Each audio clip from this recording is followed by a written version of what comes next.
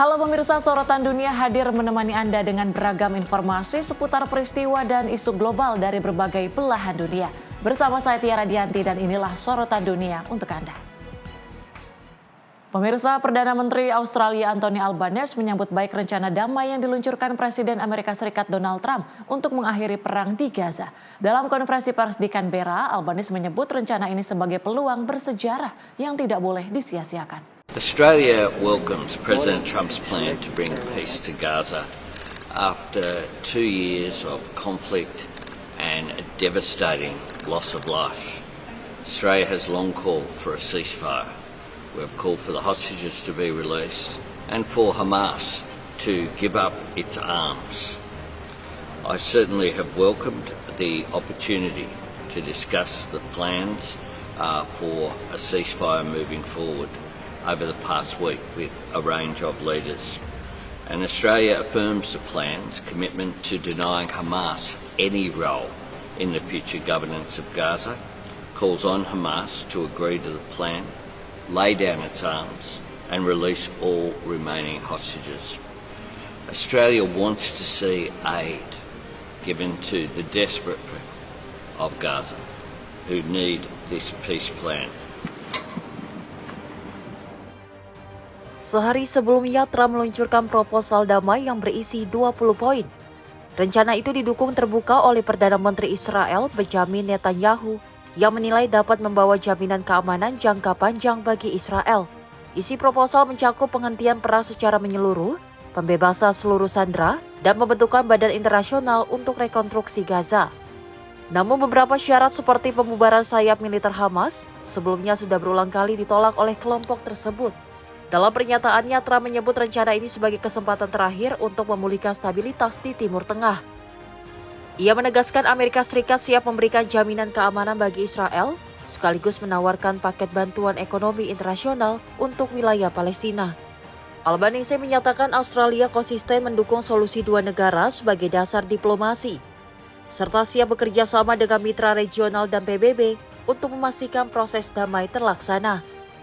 Sejumlah negara Eropa seperti Prancis dan Jerman menilai rencana ini sebagai dasar negosiasi yang penting. Namun beberapa pemimpin Arab menilai proposal Trump terlalu memihak Israel dan tidak memenuhi aspirasi politik rakyat Palestina. Tim redaksi Simpo TV melaporkan.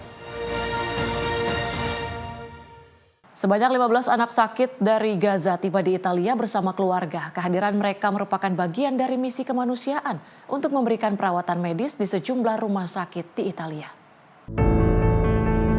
Pesawat yang membawa anak-anak dan keluarga dari Gaza mendarat di Bandara Roma. Setelah proses administrasi, mereka langsung dibawa ke rumah sakit yang sudah ditunjuk. Otoritas Italia menyebut langkah ini sebagai upaya konkret untuk membantu korban sipil yang paling rentan dari konflik di Gaza. Anak-anak tersebut menderita berbagai penyakit kronis dan kondisi medis serius yang tidak dapat ditangani di Gaza akibat fasilitas kesehatan yang rusak. Mereka akan ditempatkan di berbagai rumah sakit anak di Italia dengan paket perawatan penuh termasuk rehabilitasi dan pendampingan psikologis. Pemerintah Italia bekerja sama dengan organisasi kemanusiaan dan badan PBB untuk menyelenggarakan evakuasi ini. Menurut Kementerian Kesehatan Italia, program bantuan akan dilanjutkan dengan rencana menerima gelombang berikutnya dalam beberapa minggu ke depan. Badan PBB menyebut ratusan ribu warga termasuk anak-anak terancam krisis pangan dan juga medis. Italia menyatakan akan terus memainkan peran kemanusiaan serta mendorong negara Eropa lain untuk melakukan langkah serupa. Kedatangan anak-anak Gaza di Italia memberikan secercah harapan di tengah konflik yang belum reda. Sementara perang masih berlanjut, upaya kemanusiaan internasional dipandang sebagai penyelamatan hidup generasi muda Palestina. Tim redaksi Simpo TV melaporkan. Anggota DPR Amerika Serikat menggelar sidang subkomite di kota Charlotte, North Carolina. Forum ini digelar untuk mendengar langsung keluhan dan desakan dari keluarga korban kekerasan. Peristiwa ini dipicu karena tragedi pada 22 Agustus di mana seorang pengungsi Ukraina, Irina Zaturska, tewas ditikam di depan penumpang lain. Pelaku De Carlos Brown Jr. ternyata sudah pernah ditangkap. Namun ia bebas berkeliaran setelah hanya diminta menandatangani janji hadir di pengadilan untuk kasus ringan. Kini Brown dihadapkan pada dakwaan pembunuhan derajat pertama serta 1 dakwaan federal. keduanya berpeluang membuatnya dihukum mati. Dalam sidang subkomite, sejumlah keluarga korban lain ikut bersuara. Mereka menilai sistem peradilan Amerika terlalu longgar dan berulang kali gagal melindungi publik. Para saksi menyampaikan banyak terdakwa kejahatan berat dibebaskan sebelum persidangan, sehingga beresiko mengulangi perbuatan. Mereka mendesak adanya akuntabilitas yang lebih kuat serta reformasi hukum yang menjamin kasus serupa tidak lagi terjadi. Kemarahan publik semakin meluas setelah rekaman CCTV penyerangan dipublikasikan. Presiden Donald Trump dan sejumlah tokoh Republik menyalahkan Demokrat yang mereka nilai lebih berpihak kepada pelaku daripada melindungi korban. Namun anggota Demokrat membalikkan tuduhan itu, mengatakan Republik sendiri yang memotong anggaran penegakan hukum dan layanan kesehatan mental. Sejumlah pejabat menyebut fakta bahwa tersangka memiliki riwayat skizofrenia, menunjukkan adanya kekosongan dalam sistem. Kasus penusukan yang menggoncang Carlotte ini menjadi simbol pertaruhan antara keamanan publik dan pertarungan politik di Washington. Tim redaksi Sinpo TV melaporkan. Dari Presiden Amerika Serikat Donald Trump bertemu Perdana Menteri Israel Benjamin Netanyahu di Gedung Putih pada Senin 29 September 2025. Di tengah meningkatnya tekanan internasional untuk mengakhiri perang di Gaza. Pertemuan ini terjadi hanya beberapa hari setelah Netanyahu menolak desakan PBB untuk menghentikan perang. Namun Israel kini semakin terisolasi, kehilangan banyak dukungan internasional, serta menghadapi kerapuhan koalisi politik di dalam negeri. Gedung Putih melalui jubir Caroline Leavitt mendesak agar kedua pihak segera menyelesaikan kesepakatan gencatan senjata. Trump menuliskan di media sosial bahwa ada peluang besar mencapai perdamaian bersejarah di Timur Tengah. Pengamat menilai, Netanyahu berada dalam posisi sulit antara mempertahankan dukungan koalisi yang ingin perang dilanjutkan atau memenuhi tekanan Trump untuk gencatan senjata permanen. Tim redaksi Sinpo TV melaporkan. Pemirsa, dalam kunjungan resminya ke Belanda, Presiden RI Prabowo Subianto disambut oleh Raja Willem Alexander dan Ratu Maxima di Istana Huistenbosch, Den Haag. Pertemuan ini menjadi bagian penting dari agenda kerja Presiden untuk memperkuat hubungan bilateral kedua negara. Kunjungan Presiden RI Prabowo Subianto ke Istana Huistenbosch pada 26 September 2025 disambut langsung oleh Raja Willem Alexander dan Ratu Maxima. Kehadiran kedua pemimpin kerajaan secara bersamaan menjadi simbol penghormatan tinggi dari Belanda kepada Indonesia. Setelah tiba, Presiden Prabowo mengisi buku tamu dan diarahkan ke DNA Room, ruang kehormatan di istana. Di sana, ia menerima sambutan hangat dari Raja dan Ratu yang mencerminkan kedekatan hubungan kedua negara. Pertemuan dilanjutkan dengan sesi foto resmi dan diskusi hangat mengenai penguatan kerjasama bilateral di berbagai bidang strategis. Kesamaan latar belakang militer antara Presiden Prabowo dan Raja Willem Alexander turut menambah keakraban dalam pertemuan tersebut. Kunjungan ini menjadi simbol kuat dari komitmen kedua negara untuk mempererat persahabatan dan membuka peluang kerjasama di masa depan. Tim redaksi Sinpo TV melaporkan. Pemirsa, Presiden Donald Trump mengumumkan akan mengirim pasukan federal ke Portland, Oregon untuk menangani kelompok yang dianggap teroris domestik. Namun Gubernur Oregon Tina Kotek menolak rencana tersebut dan menuding Trump menyalahgunakan kewenangan sebagai presiden. Trump mengumumkan melalui media sosial bahwa Departemen Pertahanan akan menyediakan pasukan untuk melindungi fasilitas imigrasi AS yang ia klaim diserang kelompok radikal. Namun Gubernur Kotek menegaskan Portland tidak membutuhkan intervensi militer dan situasi lokal terkendali. Dalam konferensi pers ia menyatakan tidak ada pemberontakan dan tidak ada ancaman terhadap keamanan nasional. Wali Kota Portland Kate Wilson juga menolak keberadaan pasukan federal dan menyebut kotanya bukan target militer. Pejabat lokal menilai Trump sengaja memberikan gambaran palsu tentang Portland yang sebenarnya sedang memulihkan diri dari dampak protes 2020. Sementara itu, Trump juga menyiapkan penempatan pasukan di Memphis, Tennessee. Sekitar 150 personel dijadwalkan tiba minggu depan, namun langkah ini juga ditolak oleh warga dan aktivis. Mereka menggelar demonstrasi dan menuntut investasi untuk sekolah, pelayanan kesehatan, dan program sosial, bukan pasukan federal. Kongres Delegasi Oregon mengirim surat kepada Trump untuk menolak kehadiran pasukan federal. Mereka menilai langkah ini penyalahgunaan kekuasaan eksekutif dan bisa memicu kekerasan yang justru ingin dihindari. Tim redaksi Sinpo TV melaporkan. Sebagian pasukan Garda Nasional yang diterjunkan di Washington DC kini terlihat membawa senjata api. Langkah ini dipandang sebagai eskalasi pengerahan yang diperintahkan Presiden Donald Trump dalam upaya menangani kejahatan di ibu kota. Kehadiran pasukan Garda Nasional di Washington sebelumnya hanya untuk menguatkan pengawasan dengan tugas pengendalian lalu lintas hingga patroli keamanan. Namun sebagian dari mereka kini dipersenjatai dengan senapan sebagai bagian dari penguatan operasi yang digarisbesarkan langsung oleh Trump. Penyebaran pasukan ini disebut sebagai langkah menciptakan safe zone di Washington dan juga kerap dibanggakan Trump sebagai keberhasilan keamanan di bawah kepemimpinannya. Sejak dimulai pada 7 Agustus, lebih dari 1.700 orang dilaporkan telah ditangkap di seluruh wilayah ibu kota. Meski demikian, langkah ini mengundang kritik dari pihak Demokrat dan aktivis hak sipil yang menilai penggunaan pasukan bersenjata di ibu kota sebagai peningkatan militerisasi yang juga berlebihan. Mereka menyorot bahwa angka kejahatan kekerasan di Washington sebenarnya sudah menurun di bidang puncak masa pandemi. Bagi Trump, penyebaran pasukan bersenjata di Washington tidak hanya menjadi tindakan keamanan, tetapi juga simbol politik untuk menegaskan citranya sebagai pemimpin yang tegas. Tim redaksi Simpo TV melaporkan. Pemirsa, Indonesia kembali menjadi sorotan dunia lewat gelaran MotoGP Mandalika tahun 2025 yang akan diselenggarakan di sirkuit Mandalika Lombok, Nusa Tenggara Barat pada 3 hingga 5 Oktober mendatang. Bukan sekedar ajang balap motor bergengsi, event internasional ini juga diharapkan menjadi momen penting untuk mendorong perekonomian nasional.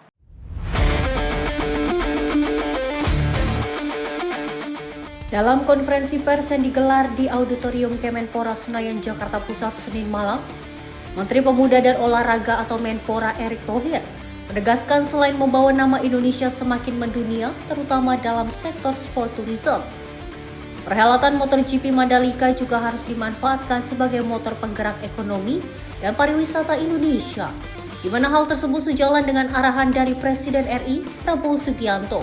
Pagelaran GP Indonesia yang telah memasuki musim keempat ini juga diproyeksikan mampu memberikan kontribusi signifikan terhadap perekonomian nasional hingga mencapai 4,8 triliun rupiah. Kami kebetulan kan membantu sebagian saja. Kalau total daripada ekonomi impact tadi disampaikan oleh pihak Injurni dan Antara itu kurang lebih 4,5 sampai 4,8 triliun untuk nasional dan daerah NTB-nya sendiri. Dan kalau kita lihat mungkin 4-5 tahun yang lalu Mandalika tidak seperti hari ini ya, dengan investasi pembangunan infrastruktur yang luar biasa. Sekarang kita punya sirkuit yang berkelas dunia, tetapi juga banyak turis-turis bermancanegara sudah mulai datang ke Mandalika. Seperti diketahui, Indonesia kembali menjadi sorotan dunia lewat gelaran MotoGP Mandalika tahun 2025 yang akan diselenggarakan di sirkuit Mandalika Lombok, Nusa Tenggara Barat 3 hingga 5 Oktober mendatang. Seri ini juga disebut sebagai seri paling ikonik dari gelaran MotoGP karena lintasan Mandalika dikenal menantang dan menjadi ujian berat bagi para rider ternama. Dari Jakarta, Dio Malong, Simpo TV melaporkan. Pemirsa, informasi selengkapnya usai jeda akan kami hadirkan. Tetaplah bersama kami di Sorotan.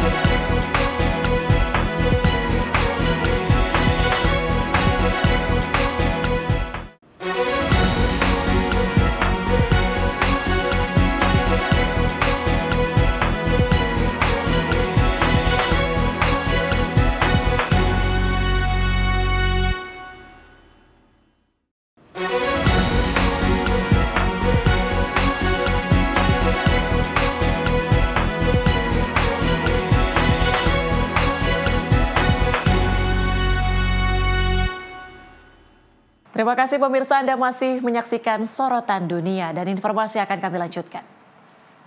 Pemirsa, juara dunia MotoGP 2025 Marc Marquez menemui Presiden Prabowo Subianto di Istana Kepresidenan Jakarta pada Selasa sore. Marc Marquez mengaku sangat senang bisa kembali berkunjung ke Indonesia.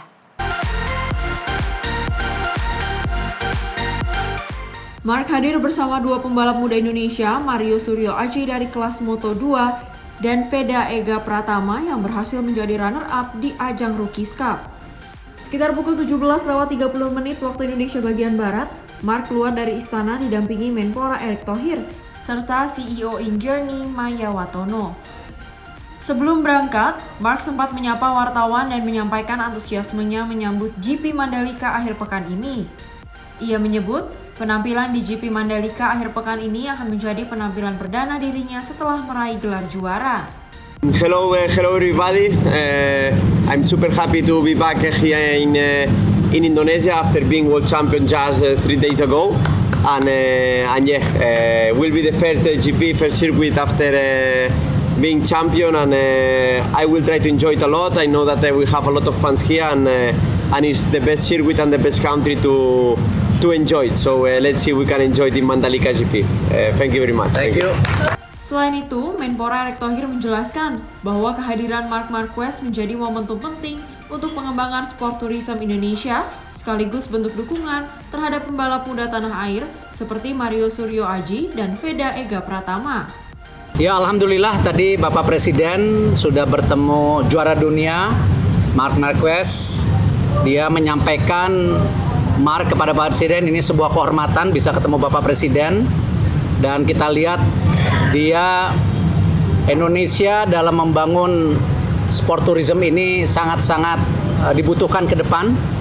Dan ini menjadi bagian tadi pembangunan juga tidak hanya sport tetapi juga tentu buat ekonomi secara menyeluruh. Dan Bapak Presiden juga mengucapkan ini kepada Mario Aji dan Veda untuk menjadi juga pembalap ke depan, ya.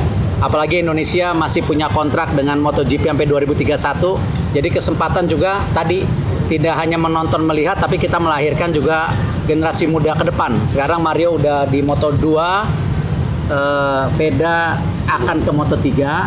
Amin gitu. Amin. Jadi ini yang kita harapkan. Terima kasih. Dari kami nanti yang ditugaskan dari Pak Menporanya. Ya, salah satunya memang tadi kan satu sport tourism harus ditingkatkan karena impact-nya tidak hanya untuk olahraga tapi juga ekonomi. Kita bisa lihat di Mandalika sekarang ekonomi impact-nya hampir 4,8 triliun. Tiket juga hampir habis, ini hal yang positif. Tetapi kami nanti harus menselaraskan bagaimana keinginan Bapak Presiden juga mulai melihat cabur-cabur unggulan tadi. Cabur-cabur unggulan dan juga mendorong banyaknya atlet untuk juga bisa apakah bertanding, apakah training di luar negeri, ya seperti mereka ini trainingnya di Barcelona, di Spanyol. Jadi hal-hal ini yang Presiden harapkan ke depan. Dan tentu Pak Presiden juga senang mengenai dana pensiun yang kita akan dorong ya buat atlet dan pelatih. Tapi tentu ini menjadi kajian dan proses ke depan. Jadi sangat luar biasa. Masih menunggu jadwal beliau karena mungkin teman-teman media tahu pada saat yang bersamaan juga ada hari besar lainnya. Marc Marquez-nya selesai finish, kan belum pernah finish. Ya nanti kita lihat lah, kan kadang-kadang kalau MotoGP ini yang dilihat actionnya, tapi kan kadang-kadang action itu sesuatu yang ya kita tidak mau bicara hal yang kurang baik lah ya. Kita tahu Marc Marquez sendiri berapa kali jatuh di sana. Nah, justru ini menjadi tantangan juga dan saya yakin tadi disampaikan Mandalika salah satu juga sirkuit yang tadi saya juga ketemu Valentino Rossi tadi saya ketemu juga sama. Ya bilang Mandalika ini bagus ya, tapi cukup challenging buat para pembalap. Jadi ya ini memang segmen sendiri buat para pembalap itu. Cukup ya? Masih? Dari Jakarta Dio Malahu, Simpo TV melaporkan. Menteri Transmigrasi Muhammad Iftitah Sulaiman Suryanagara menegaskan dukungan bagi transmigran Indonesia yang ingin belajar dan magang di Jepang. Program ini diharapkan dapat meningkatkan keterampilan transmigran untuk kemudian diterapkan saat kembali mengembangkan kawasan transmigrasi di tanah air. Kementerian Transmigrasi siap memperluas kesempatan kerja dan magang bagi warga transmigran ke Jepang. Saat ini lebih dari 100 transmigran telah bekerja di sektor pertanian, konstruksi, perawatan hingga kelautan dengan gaji antara 25 sampai 55 juta rupiah per bulan sesuai keahlian masing-masing. Rencana ini diungkapkan Menteri Transmigrasi usai bertemu Asosiasi Penyelenggara Pemagangan Luar Negeri atau AP2LN di Osaka, Jepang. Langkah ini menjadi awal bagi pemerintah untuk memberikan dukungan lebih luas kepada transmigran agar memiliki pengalaman internasional dan membawanya kembali ke Indonesia. Menteri Transmigrasi menyebut Jepang membutuhkan sedikitnya 40.000 tenaga kerja dari Indonesia. Namun saat ini baru terpenuhi 25.000 orang yang bekerja di 24 sektor berbeda di negeri Sakura. Oleh karena itu kami ingin para transmigran itu nanti belajar ke Jepang, melakukan pemagangan. Tadi ada beberapa skema, ada yang 2 tahun, 3 tahun, 5 tahun, bahkan sampai dengan 10 tahun. Untuk kemudian mereka nanti diberdayakan, balik lagi ke kawasan transmigrasi, sehingga ketika dunia industri sudah settle, masuk di kawasan transmigrasi, mereka juga bisa terserap oleh lapangan kerja yang disediakan oleh industri. Karena sudah memiliki tambahan wawasan, kemudian networkingnya juga sudah lebih luas, skill dan pengetahuannya juga sudah cukup tinggi. Dan yang lebih menarik dan membahagiakan kita saat ini adalah bahwa ternyata mereka, masyarakat Jepang, sangat memvalue tenaga kerja di Indonesia karena keramah tamahannya, hospitality-nya. Bahkan kita dianggap nomor 1 di antara bangsa-bangsa lain sebagai tenaga kerja yang hadir di Jepang. Ini satu kekuatan bawaan dari kita, budaya bangsa Indonesia. Tinggal kita lengkapi lagi. Tadi satu dengan bahasanya, kemudian yang kedua etika, estetika, value dan budaya Jepang. Kemudian yang ketiga juga mungkin adalah kapasitas dan kompetensi awal yang bisa dilakukan. Tim redaksi Simpo TV melaporkan. Dari Presiden Prabowo Subianto yang menerima kunjungan investor sekaligus pengusaha Amerika Serikat Ray Dalio dalam sebuah pertemuan terbatas yang berlangsung di Istana Negara Jakarta pada Selasa siang. Keduanya membahas berbagai isu strategis, termasuk hasil kunjungan Presiden Prabowo ke markas PBB beberapa waktu lalu, serta perkembangan situasi geopolitik global. Pertemuan terbatas ini turut dihadiri sejumlah menteri, termasuk Menteri Koordinator Bidang Perekonomian Airlangga Hartarto. Airlangga mengungkap diskusi antara Presiden Prabowo dan Ray Dalio mencangkup berbagai isu strategis, mulai dari kunjungan Presiden ke PBB, dinamika geopolitik global, hingga program-program prioritas pemerintahan saat ini. Presiden Prabowo juga menyoroti upaya pemberantasan korupsi yang menjadi salah satu prioritasnya. Presiden juga memaparkan keberhasilan pemerintahannya dalam menyelamatkan sekitar 4 juta hektar lahan sawit dari praktik ilegal. Penertiban juga dilakukan terhadap sektor pertambangan, termasuk batu bara dan mineral tanah jaram. Tadi pagi Bapak Presiden menerima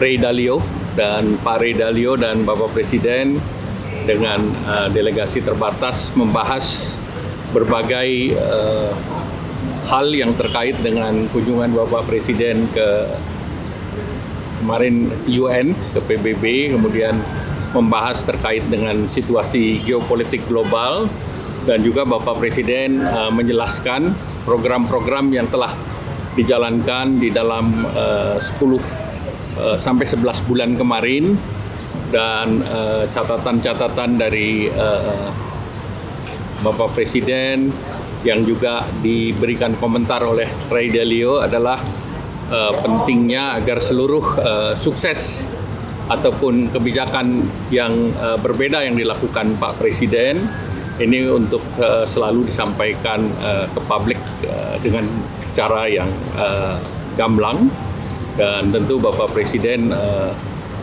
menyampaikan termasuk beberapa hal terkait program-program beliau yang berupaya untuk memberantas korupsi, dan beberapa hal yang terkait dengan kasus di kelapa sawit, di mana beliau juga menyampaikan hampir 4 juta hektar berhasil untuk diselamatkan. Dari Jakarta, Dio Malau, Simpo TV melaporkan. Dari Menteri Pertahanan Syafri Samsudin bersama Panglima TNI Jenderal Agus Subianto menerima 44 kadet Universitas Pertahanan asal Palestina di kantor Kemhan Jakarta. Kehadiran para kadet ini diharapkan dapat memperkuat hubungan Indonesia dan Palestina serta melahirkan calon pemimpin masa depan. Menteri Pertahanan Syafri Samsudin bersama Panglima TNI Jenderal Agus Subianto menerima 44 kadet Universitas Pertahanan asal Palestina di kantor Kemhan Jakarta pada Jumat 26 September 2025 sore. Para kadet terdiri dari 16 perempuan dan 28 laki-laki yang berasal dari Angkatan 5 dan 6. Mereka telah menempuh pendidikan di Unhan sejak 2024. Dan pada kesempatan ini tampil mengenakan seragam putih khas kadet Unhan. Kegiatan ini turut dihadiri Duta Besar Palestina untuk Indonesia, Suhair Al-Sun, dan dibuka dengan menyanyikan lagu kebangsaan Indonesia dan Palestina di hadapan para kadet. Menhan menyampaikan bahwa Palestina tidak berjuang sendiri. Negara-negara di dunia juga tengah memperjuangkan kemerdekaan Palestina termasuk Indonesia. Saya dan Panglima TNI mengundang anak-anak sekalian, kadet Unhan yang berasal dari Palestina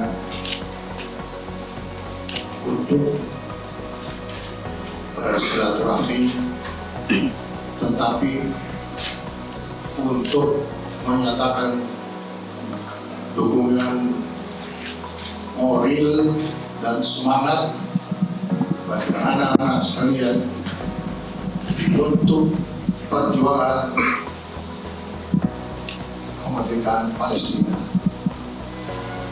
Rakyat Palestina tidak berjuang sendiri, tetapi kurang lebih 150 negara di dunia mendukung dan mengakui kemerdekaan Palestina, termasuk Indonesia.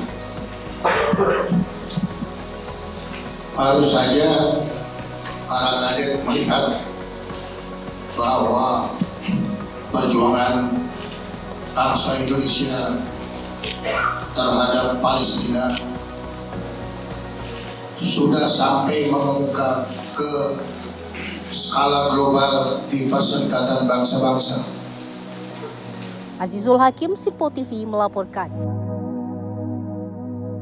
Pemirsa, ribuan warga berkumpul dan berdemonstrasi di jalan-jalan Roma, Italia. Mereka menolak sikap Premier Giorgia Meloni yang dinilai terlalu memihak Israel. Para pengunjuk rasa menyerukan perdamaian dan mengecam konflik yang terus berlangsung di Timur Tengah. Demonstrasi ini berlangsung sejak siang hingga malam hari. Ribuan orang berarak menyusuri pusat kota Roma, membawa spanduk dan bendera, serta melontarkan slogan anti perang dan anti kekerasan.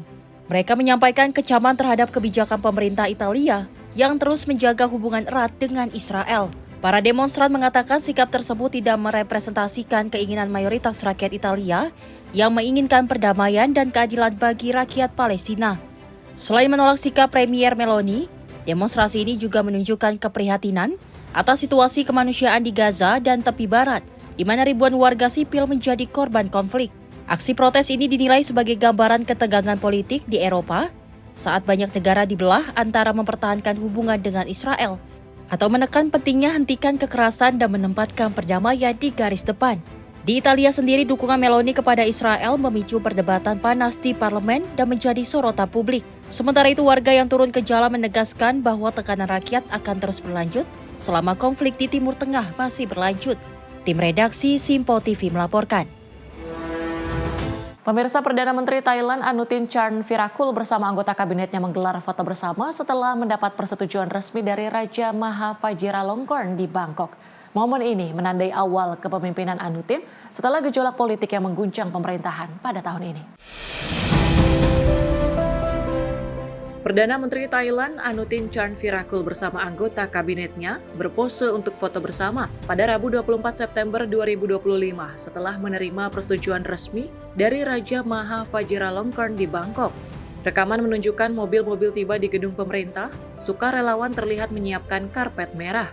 Setelah itu, Charnvirakul berjalan bersama para menterinya sebelum duduk untuk foto resmi. Perkembangan ini terjadi setelah gejolak politik awal tahun. Pada Juni 2025, pasca bocornya telepon antara Perdana Menteri saat itu, Paetongtarn Shinawatra dan Presiden Senat Kamboja Hun Sen, Partai Bumjaita yang dipimpin Charnvirakul menarik diri dari kabinet, mundur dari pemerintah dan bergabung dengan oposisi. Setelah Paetongtarn digantikan oleh Mahkamah Konstitusi pada Agustus 2025, Charnvirakul membuat kesepakatan dengan Partai Rakyat yang memberikan dukungan untuknya sebagai Perdana Menteri dengan syarat membubarkan DPR dalam 4 bulan, melakukan reformasi konstitusi, dan tidak membentuk koalisi mayoritas. Charnvirakul terpilih sebagai Perdana Menteri pada 5 September 2025 dan diambil sumpah jabatan pada 7 September 2025. Tim redaksi Simpo TV melaporkan. Sementara itu, insiden berdarah mengguncang wilayah Michigan, Amerika Serikat. Seorang eks-marinir menyerang sebuah gereja saat ibadah minggu berlangsung dan akibat tragedi ini, 4 orang tewas dan 8 luka-luka. Serangan terjadi pada Minggu pagi di sebuah gereja Yesus Kristus di Grand Blanc Township, tak jauh dari kota Flint, Michigan. Polisi menyebut pelaku adalah Thomas Jacob Sanford, pria 40 tahun asal Burton. Sanford menabrakkan mobil pick-up-nya ke gedung gereja dengan 2 bendera Amerika terpasang di bagian belakang. Setelahnya, ia keluar dan menembak secara membabi buta ke arah jemaat yang sedang beribadah. Ia diduga juga menggunakan gas untuk memicu api dan membawa bahan peledak. Tak butuh waktu lama, petugas kepolisian tiba di lokasi dan berhasil melumpuhkan pelaku dengan tembak mati. FBI menyebut serangan ini sebagai tindakan kekerasan terarah. 8 orang yang terluka dilarikan ke rumah sakit, dengan 1 diantaranya masih dalam kondisi kritis. Tragedi ini sekaligus menambah daftar panjang penembakan massal di Amerika Serikat. Tim redaksi Sinpo TV melaporkan. Ratusan warga terlantar berkumpul di dapur umum Al-Syaada di Khan Younis untuk mendapatkan makanan. Kondisi ini terjadi di tengah krisis pangan yang semakin parah di Gaza akibat blokade dan operasi militer Israel.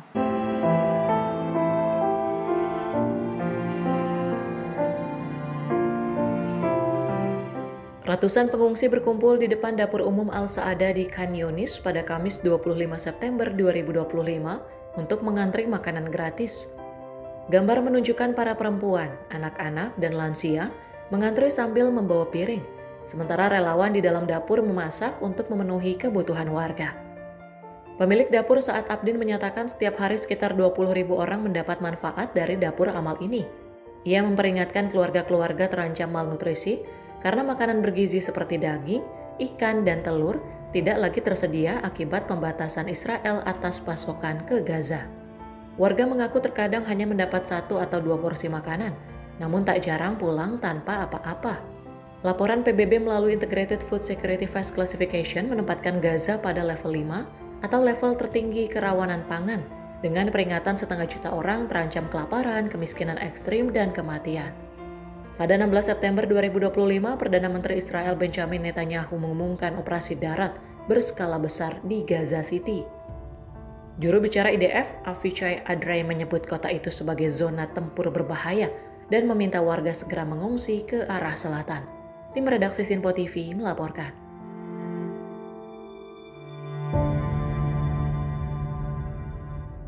Kembali dari Presiden Amerika Serikat Donald Trump menegaskan bahwa ia tidak akan mengizinkan Israel melakukan penguasaan sepihak atas wilayah tepi barat. Pernyataan ini muncul di tengah rencana sejumlah negara mengakui Palestina sebagai negara berdaulat.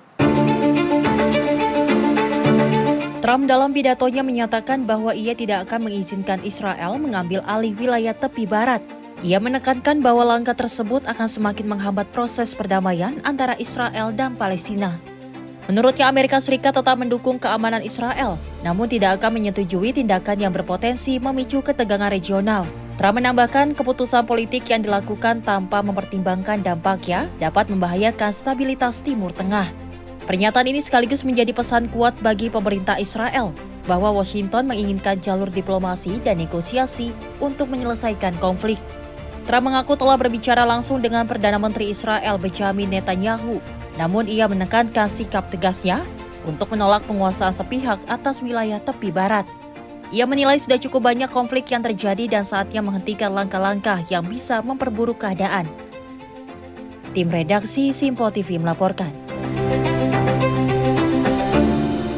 Kerusuhan pecah di ibu kota Filipina, Manila. Polisi menangkap puluhan orang yang menyerang aparat di tengah aksi damai menentang skandal korupsi proyek pengendali banjir. Sebanyak 49 orang ditangkap polisi setelah melempar batu, botol, dan bom molotov ke arah petugas. Kerusuhan terjadi di jalan dan jembatan yang menuju Istana Presiden. Pihak kepolisian menyebutkan 100 orang terlibat dalam bentrokan. Para demonstran membawa pentungan dengan mengibarkan bendera Filipina, serta memajang poster-poster anti korupsi. Sekitar 70 anggota polisi dilaporkan luka-luka dalam insiden ini. Di saat bersamaan, lebih dari 33.000 demonstran lainnya menggelar aksi damai di Taman Rizal dan Monumen Demokrasi Manila.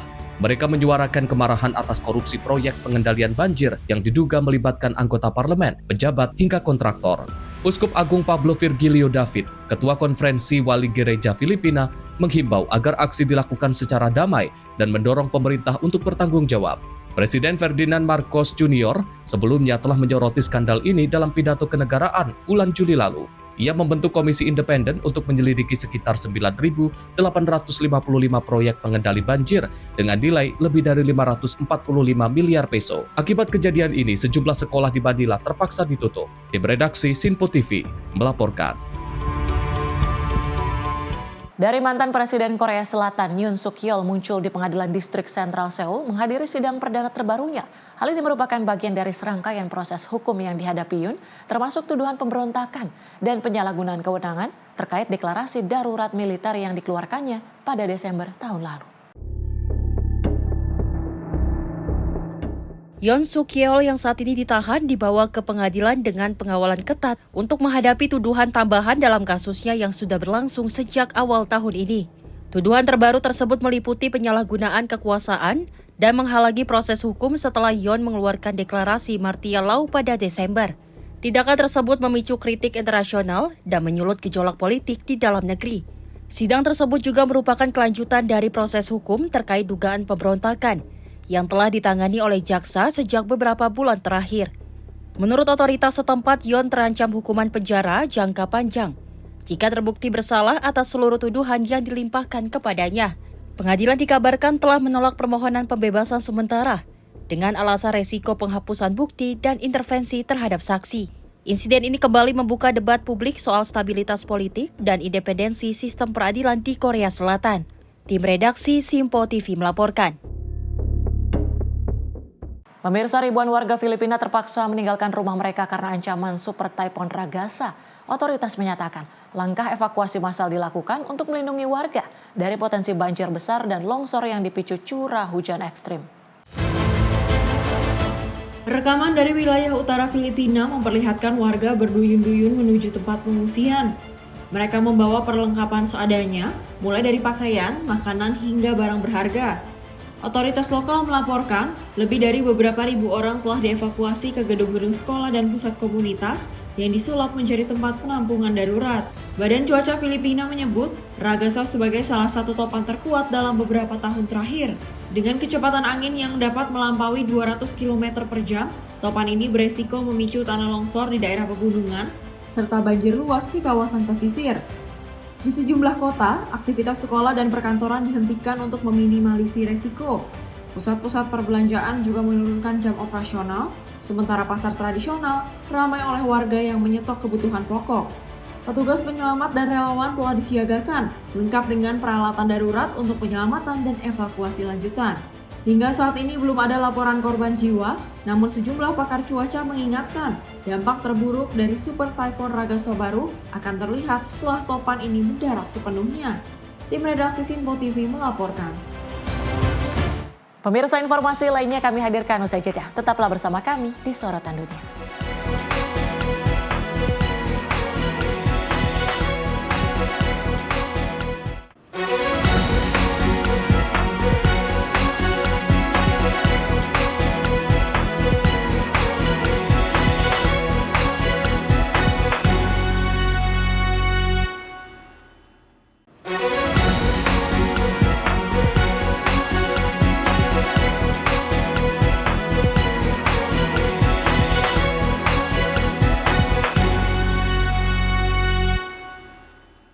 Anda kembali menyaksikan Sorotan Dunia bersama saya, Tiara Dianti, dan informasi akan kami lanjutkan. Pemirsa, Presiden Prabowo Subianto menganugerahkan bintang tanda jasa utama kepada investor asal Amerika Serikat Ray Dalio. Pemberian tanda kehormatan itu dilakukan usai Presiden Prabowo dan Ray Dalio makan siang bersama di Istana Negara Jakarta. Presiden Prabowo Subianto menganugerahkan bintang tanda jasa utama kepada investor asal Amerika Serikat Ray Dalio. Hal itu diungkap Menteri Koordinator Bidang Perekonomian Airlangga Hartarto. Airlangga menyatakan Presiden Prabowo dan Ray Dalio bertemu untuk membahas berbagai hal, termasuk soal hasil lawatan Presiden Prabowo ke 4 negara beberapa waktu lalu. Usai makan siang bersama, Presiden Prabowo Subianto juga memberikan bintang tanda jasa utama untuk Ray Dalio. Bintang tanda jasa utama merupakan penghargaan bagi sosok yang dianggap berjasa besar dalam bidang tertentu, seperti ilmu pengetahuan, kemanusiaan, hingga kesehatan. Dan sesudah bincang-bincang, Bapak Presiden juga mengundang Ray Dalio untuk makan siang bersama, dan di akhir acara Bapak Presiden memberikan apresiasi kepada Ray Dalio dalam bentuk penganugerahan bintang tanda jasa utama dari Republik Indonesia. Dari Jakarta, Dio Malo, Simpo TV melaporkan. Dari Presiden Ukraina, Volodymyr Zelensky melakukan serangkaian pertemuan bilateral dengan sejumlah pemimpin dunia di sela-sela sidang Majelis Umum PBB di New York. Zelensky bertemu dengan Presiden Prancis, Presiden Brazil, hingga Presiden Suriah.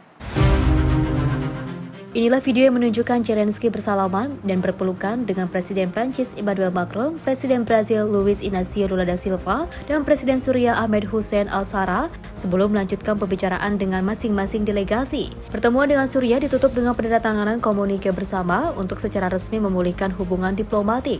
Langkah ini menegaskan upaya diplomasi Ukraina untuk memperkuat aliansi di Eropa, Amerika Latin, dan Timur Tengah di tengah konflik yang juga terus berlanjut dengan Rusia. Sidang umum PBB ke-80 berlangsung di New York pada 23 hingga 29 September dengan mengusung tema bersama kita lebih kuat, 80 tahun dan lebih untuk perdamaian, pembangunan dan hak asasi manusia. Forum ini mempertemukan para pemimpin dunia untuk membahas isu-isu global mendesak. Tim redaksi Simpo TV melaporkan. Ratusan warga Suriah berkumpul di sejumlah alun-alun untuk menyaksikan momen bersejarah. Presiden Ahmad al-Shara menyampaikan pidato di Majelis Umum PBB yang menjadi pidato pertama seorang presiden Suriah di forum tersebut. Pidato Presiden al-Shara disiarkan langsung di seluruh negeri, termasuk di layar raksasa di pusat-pusat keramaian. Warga di Damaskus, Aleppo, dan Homs terlihat antusias menonton. Sebagian besar mengibarkan bendera Suriah dan bersorak setiap kali presidennya menyebut isu nasional. Pidato ini menandai kehadiran kembali Suriah di forum internasional setelah puluhan tahun isolasi diplomatik. Al-Shara menekankan kedaulatan Suriah, meminta pengakuan atas peran negaranya di kawasan, serta menyerukan penghentian intervensi asing dalam konflik dalam negeri. Kehadiran Al-Shara di PBB dipandang sebagai momen penting bagi Suriah, yang selama ini terus dilanda konflik bersenjata dan tekanan internasional. Bagi sebagian warga, pidato itu memberi harapan baru akan adanya perubahan. Namun bagi pengamat luar, masih banyak pertanyaan terkait komitmen damai Suriah. Pidato bersejarah Presiden Suriah di PBB tak hanya jadi simbol kembali ke forum global, namun juga menghadirkan momen kebanggaan bagi rakyatnya yang menyaksikan langsung di alun-alun. Tim redaksi Simpo TV melaporkan. Pengungsi dari Provinsi Suwaida di Suriah menghadapi kondisi kemanusiaan yang memprihatinkan di kem-kem sementara di luar Quneitra. 2 bulan pasca bentrokan berdarah memaksa mereka mengungsi. Pengungsi mengaku hidup mereka kini lebih buruk dari kematian. Gambaran kondisi kem menunjukkan tenda-tenda reot tanpa fasilitas dasar. Warga terlihat menggantung pakaian di jemuran darurat. Pengungsi mengaku tenda yang mereka huni dalam kondisi sangat buruk. Mereka menyebut anak-anak tidak bisa bersekolah meski tahun ajaran sudah dimulai. Mereka mengungkapkan hidup di kem lebih buruk dari kematian dan menyatakan sudah kehilangan makna hidup. Perserikatan Bangsa-Bangsa melaporkan sekitar 190.000 orang mengungsi dari konflik Suwaida. Sebagian besar mengungsi ke Dara, pedesaan Damaskus, dan Quneitra dengan kondisi yang memprihatinkan. Berdasarkan data Observatorium Suriah untuk Hak Asasi Manusia, perang suku antara kaum Baduy dan faksi Druze di Suwaida telah menelan hampir 1.895 korban jiwa hingga akhir Agustus 2025.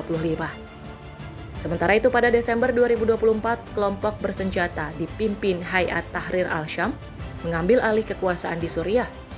Kelompok itu baru saja dihapus dari daftar teroris Amerika Serikat dan bergabung dalam Tentara Suriah Baru. Ahmad al-Shara kemudian diangkat sebagai presiden transisi dengan janji membentuk pemerintah inklusif. Tim redaksi Simpo TV melaporkan. Sementara itu wabah kolera melanda negara bagian Bauchi di Nigeria Timur Laut dan menyebabkan 58 orang meninggal dunia serta menginfeksi lebih dari 250 orang. Pihak berwenang membentuk komite baru untuk menguatkan respon darurat dan pencegahan jangka panjang. Wabah kolera di negara bagian Bauchi, Nigeria Timur Laut telah menyebabkan 58 orang meninggal dan lebih dari 250 orang terinfeksi. Rekaman video di kota Bauchi menunjukkan dokter dan tenaga kesehatan merawat pasien di ruangan rumah sakit. Seorang pasien bernama Hafsat Muhammad mengungkapkan dirinya menderita sakit kepala, pusing, dan sulit bernafas. Setelah perawatan awal di rumah sakit komunitas, ia dipindahkan ke fasilitas spesialis untuk perawatan lebih lanjut. Sementara ibu dari seorang pasien anak, Hawa, mendesak agar otoritas membangun mekanisme yang memastikan rumah sakit mendulukan penyelamatan nyawa tanpa menunggu pembayaran. Ia menambahkan upaya pengobatan di rumah gagal sehingga terpaksa membawa anaknya ke rumah sakit umum. Petugas kesehatan menjelaskan masyarakat terus diedukasi tentang langkah perlindungan. Mereka menegaskan sumber air harus bebas dari mikroorganisme dan mengimbau warga merebus air sebelum digunakan. Penyakit yang menyebar melalui makanan dan air tercemar ini masih umum terjadi di Nigeria. Para ahli mengaitkan wabah yang berulang dengan krisis kekurangan air di pedesaan maupun perkotaan. Menurut laporan media, komite yang baru dibentuk akan memusatkan upaya respon dan menyelaraskan strategi pencegahan dengan pedoman nasional, serta pusat pengendalian dan pencegahan penyakit Nigeria. Dalam 2 tahun terakhir, pejabat kesehatan mencatat lebih dari 11.000 kasus diduga kolera, dengan anak-anak kecil sebagai kelompok paling terdampak. Tim redaksi Sinpo TV melaporkan. Pemirsa, India resmi pensiunkan armada jet tempur MiG-21. Pesawat buatan Uni Soviet ini sudah menjadi tulang punggung Angkatan Udara India sejak 1960-an, setelah lebih dari 6 dekade beroperasi.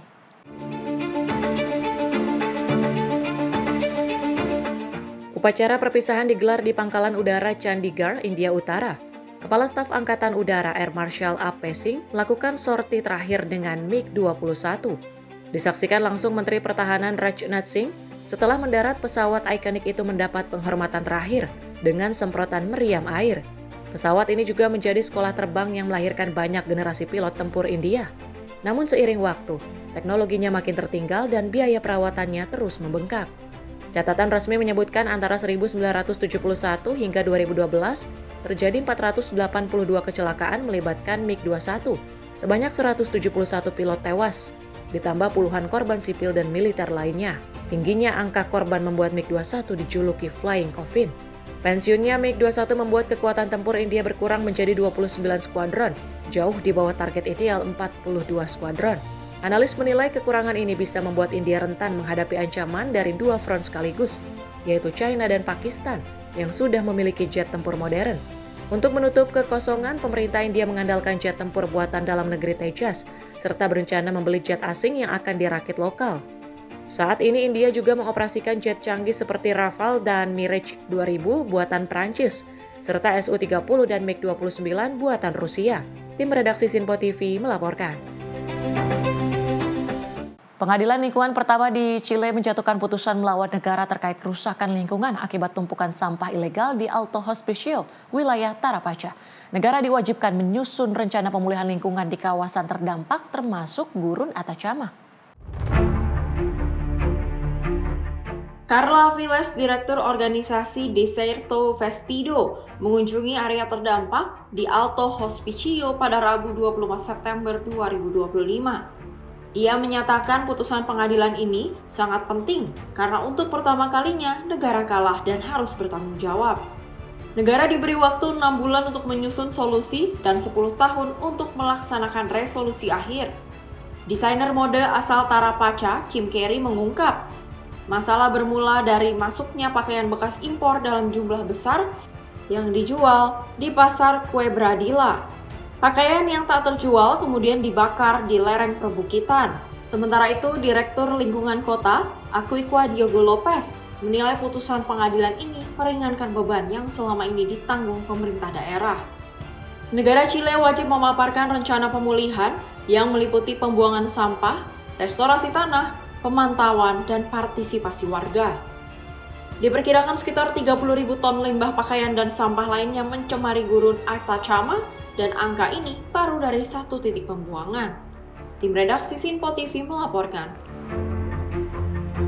Puluhan warga berkostum monster dan panzudo memenuhi jalanan San Cristobal de las Casas di negara bagian Chiapas, Meksiko. Parade tradisional untuk menghormati Virgin of Mercy ini hadirkan spektakel warna dan simbol purifikasi dosa. Puluhan warga berkostum monster dan panzudo memenuhi jalanan San Cristobal de las Casas di negara bagian Chiapas pada Senin 22 September 2025. Gambar menunjukkan para peserta yang mengenakan topeng monster dan kostum besar berjalan melintasi jalanan. Peserta membuat panzudo dari ban kendaraan berat yang mereka jelaskan sebagai simbol pembersihan dosa. Seorang peserta mengatakan, Di sini Panzudo adalah tradisi. Semakin besar dan semakin jelek kostumnya, semakin sedikit dosa yang Anda berikan kepada Tuhan. Menurut sejarawan, tradisi ini sudah ada sejak tahun 1637, saat lingkungan pertama Ordo Religius Mercedarians didirikan di San Cristobal de las Casas, yang saat itu masih bagian dari New Spain. Seiring waktu, parade ini berkembang menjadi festival terkenal dengan bahan kostum yang berubah mengikuti perkembangan zaman. Dahulunya kostum menggunakan karung berisi serbuk gergaji, kain kostum itu dianggap dapat membersihkan dosa yang dimiliki seseorang. Semakin besar ban yang digunakan, semakin besar dosanya. Tradisi ini berkembang menjadi perpaduan tradisi pra-Hispanik dan Katolik, menggabungkan unsur sakral dan pagan, serta melahirkan tradisi syarat makna. Tim redaksi Sinpo TV melaporkan. Pemirsa, kuil Ise Jingu yang dianggap paling suci dalam agama Shinto di Jepang mengalami tradisi unik setiap 20 tahun. Seluruh kompleks kuil dibongkar dan dibangun kembali dari awal. Ritual yang sudah berlangsung selama lebih dari 1.300 tahun ini melambangkan penyucian dan keabadian. Pembangunan ulang kuil Ise melibatkan para pengrajin terbaik Jepang, mulai dari tukang kayu, penebang pohon, hingga ahli arsitektur tradisional. Prosesnya memakan waktu hingga 9 tahun, dimulai dengan pemilihan pohon sugi atau cedar khusus yang ditebang dengan upacara ritual. Setiap detail bangunan, mulai dari struktur tiang hingga ukiran halus, dibuat dengan keterampilan yang diturunkan turun-temurun. Tradisi ini dikenal dengan nama Shikinen Sengu. Dalam ajaran Shinto, kuil harus tetap murni dan selalu diperbarui, sehingga pembangunan ulang menjadi simbol kelahiran kembali. Bangunan lama tidak dibuang, melainkan dibongkar, dan sebagiannya digunakan kembali untuk pembangunan kuil lain atau diabadikan sebagai bagian ritual. Meski terus dibangun kembali, lokasi dan ritualnya tetap dipertahankan selama berabad-abad. Hal ini membuat Ise Jingu menjadi simbol keabadian dalam kebudayaan Jepang, di mana bangunannya selalu baru, tapi tradisinya tak pernah berubah. Pembangunan ulang ini juga menjadi panggung untuk mewariskan ilmu dan keterampilan tradisional dari satu generasi pengrajin ke generasi berikutnya. Dengan cara ini, seni membangun kuil, teknik pertukangan, dan nilai ritual yang sudah berusia ratusan tahun tetap hidup hingga kini. Setiap upacara peresmian kuil baru dihadiri ratusan ribu peziarah, termasuk keluarga kerajaan Jepang. Kuil ini didedikasikan untuk Dewi Matahari Amaterasu yang dianggap sebagai nenek moyang Imperial Jepang, sehingga Ise Jingu memiliki makna bukan hanya religius, tetapi juga nasional. Bagi banyak orang Jepang, Ise Jingu adalah wujud hubungan abadi antara manusia, alam, dan para dewa. Setiap pembangunan ulang bukan hanya menjaga keaslian tradisi, tetapi juga menegaskan nilai-nilai spiritual yang sudah menjadi landasan kehidupan di negeri matahari terbit. Tim redaksi Sinpo TV melaporkan. Dari Menpora RI, Erick Thohir ingin pastikan pelaksanaan event balap motor paling bergengsi di dunia, MotoGP Indonesia, terus berkembang hingga 2031 dan menjadi bagian National Branding Sport Tourism Indonesia di mata dunia.